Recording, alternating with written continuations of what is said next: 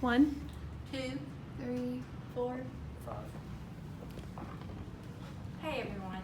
To kick off this spooky season, we are carving pumpkins. So for my demonstration speech today, I'm going to show you how my family likes to carve pumpkins. There are many different steps to carving pumpkins, but here are some of the main ones. First, you want to select your pumpkin.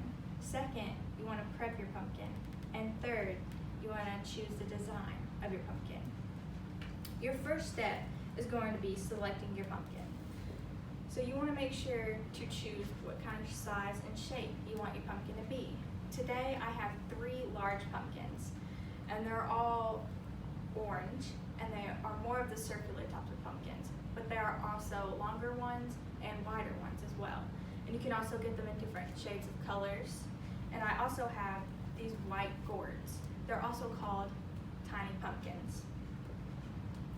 The second step is going to be prepping your pumpkin. Now this step is one of the vital ones. So if not all the time, your pumpkins are going to be dirty. So you want to make sure to take a wet cloth and really get into the crevices of your pumpkins.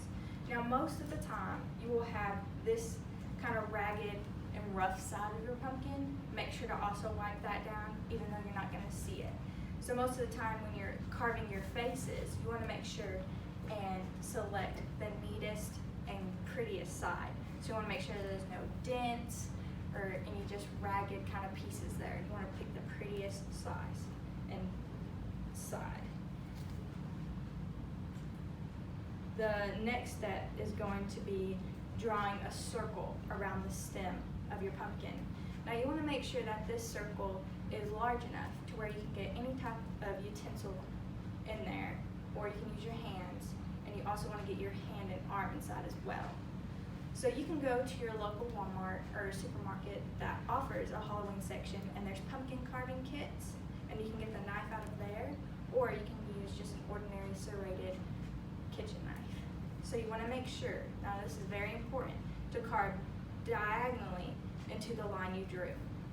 This is going to set up your stem, and it's going to make sure that it's not going to fall. So when you cut it straight down to your pumpkin, which is mostly the way you're going to want to go, your stem's not going to have anything to set on, so it's going to fall straight through. And later on, when you're going to carve your pumpkin, you're not going to have that stem to hold all of that light in there. Next, you're going to want to scrape out the insides of your pumpkins. Now these insides are kind of nasty. They're kind of what I like to call the guts of the pumpkin. Now they're made up of seeds and just a bunch of strings and mush. So some people like to take the seeds and season them and bake them, and you can keep those for a nice festive snack.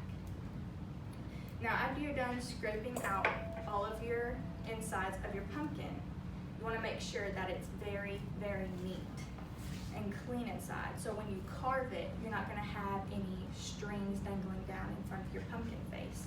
So this is sort of what a clean pumpkin should look like. Now, once you've carved the inside of your pumpkins, your third and final step is going to be finally designing the type of face or drawing you want your pumpkin to be. Now today, I'll just simply sketch out a happy face for you, but there's a plethora amount of faces that you can draw. They can be happy, sad, they can be angry, mad, or they can also be even a cat or a witch's hat. So if you're not okay with drawing freehandedly, you can go on your computer and print off a face, and it's called a stencil. So you want to make sure to pin it to your pumpkin and then cut where those lines are, and that'll make sure that your pumpkin is kind of neat and clean as well. So here's the face that I kind of quickly sketched out for you guys. This is what I like to call a happy face. It's sort of basic. You have your lines here. You don't have any scary pokey teeth, but you can do whatever type of face you would like.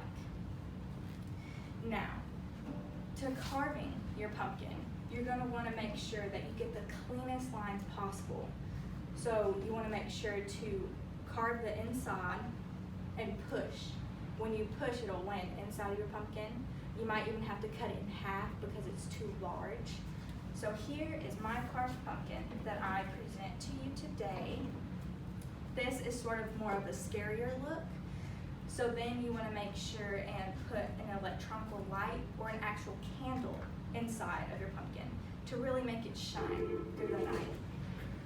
Now, when you are done with your pumpkin, you are going to want to place it somewhere because you've created this masterpiece. So you can put it out in your porch for Halloween, or you can put it inside your house, make your house smell like a pumpkin, and you can really do about just anything with it.